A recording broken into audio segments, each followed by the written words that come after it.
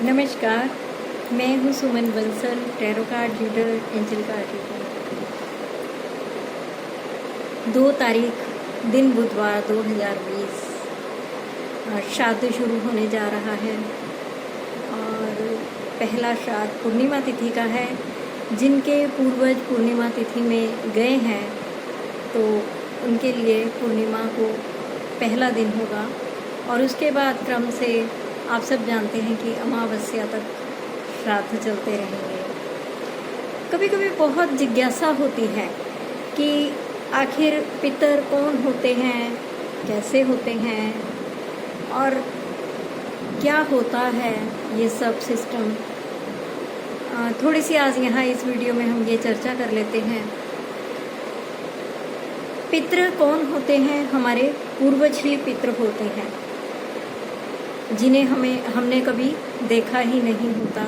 जैसे कि कभी कभी ऐसा होता है कि हमने अपने दादा को नहीं देखा होता। बहुत से लोगों ने देखा है दादा दादी को, मैंने भी देखा है, लेकिन बहुत से लोगों ने दादा दादी को नहीं देखा, परदादा और परदादी को नहीं देखा। और उनसे भी ऊपर जो फोर फादर्स हैं वे सब पितृ की श्रेणी में आते हैं। और मैं तो ये मानती हूँ कि हमारे जो पेरेंट्स हैं, जो हमारे साथ रह रहे हैं, हमारे लिए ये हमारे जीवित पितृ हैं और सबसे पहले हमें इनको प्रसन्न करना चाहिए, इनको खुश रखना चाहिए। और उसके बाद आता है पितृदेव, जिनका हम वार्षिक श्राद्ध करते हैं और श्राद्ध के दिनों में भी हम उनका श्राद्ध करते हैं। हम उनको क्यों पूजते हैं, क्यों श्राद्ध करते हैं? देखिए, हम इस पितृ परंपरा को नकार नहीं सकते और मैंने देखा है कि दुनिया के बहुत सारे धर्मों में, ज़्यादातर धर्मों में इस महत्व को, पितरों के महत्व को स्वीकार किया गया है, माना गया है। और मैंने अपनी पिछली भी किसी वीडियो में बताया था कि किसी न किसी रूप में, चाहे वर्ष में एक ही दिन सही, अपने पितरों का वो भी अभिवादन करते हैं, ग्रेटिट्यूड पे करते हैं।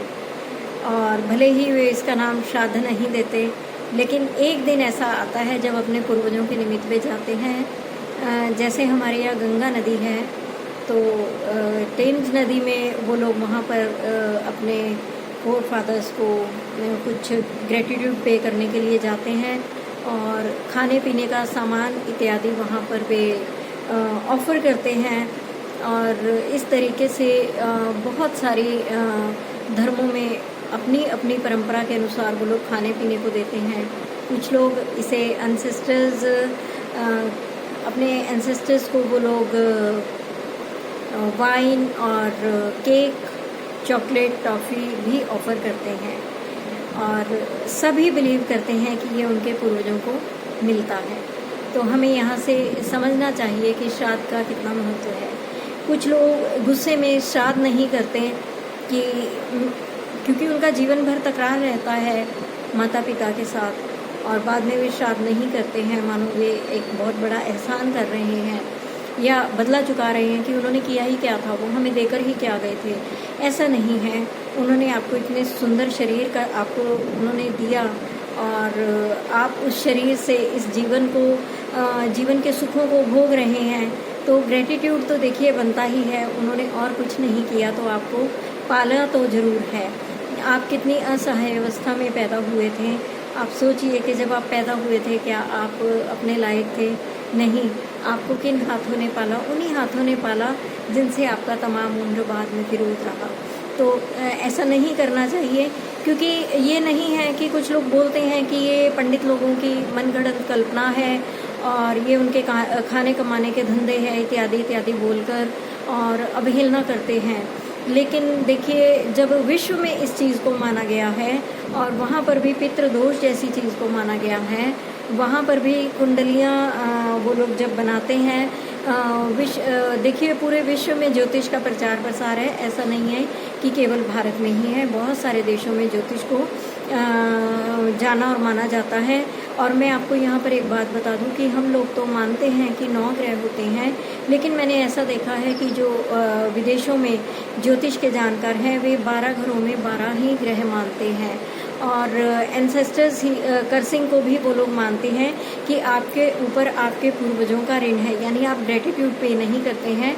और जब आप अपने पूर्वजों के लिए ग्रेटिट्यूड पे कर देंगे तो आपका ये प्रॉब्लम सॉल्व हो जाएगा। तो यहाँ से हमें महत्व को समझना चाहिए, क्योंकि किसी न किसी प्रकार से उन्होंने हमेशा हमारी सहायता की होती है, कोई ना कोई उपकार किया होता है। और मनुष्य लोक से ऊपर कहा जाता है कि पितृलोक है, और पितृलोक से ऊपर सूर्य लोक है, और सूर्य लोक से भी ऊपर स्वर्ग लोक है।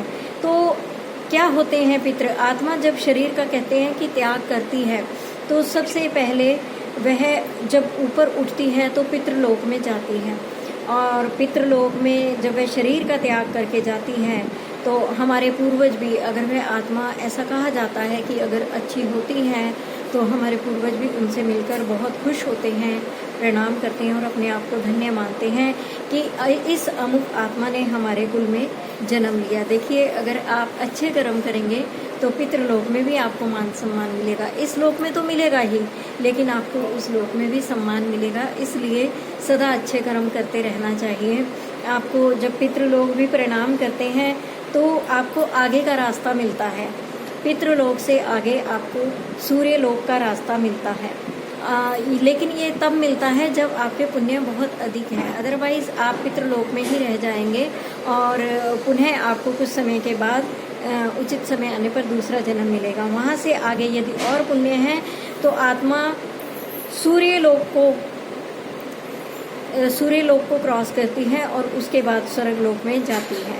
स्वर्ग लोक में जाती है, लेकिन स्वर्ग लोक में जाने वाली कोई एकाध आत्मा ही होती है।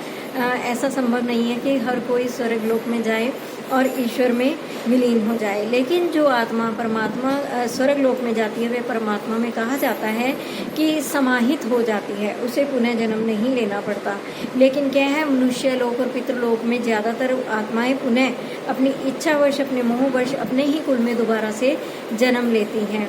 तो ये है हमारे पितृलोक का वर्णन कि पितृ कौन होते हैं, कैसे होते हैं, कैसे उनको क्या गति मिलती है, किस प्रकार से वे लोक लोकांतर की यात्रा करते हैं और हमें क्या लाभ है उनकी पूजा करने से। देखिए, जाने अनजाने वो हमारी बहुत तरीक़ों से मदद करते हैं, जैसे हमें पता भी नहीं चलता। तो आगे आगे हम अगली वीडियो में जानेंगे कि किस प्रकार से पितृदोष होते हैं, कैसे उनसे मुक्ति पाई जा सकती है। आज तक की वीडियो में इतना ही। धन्यवाद।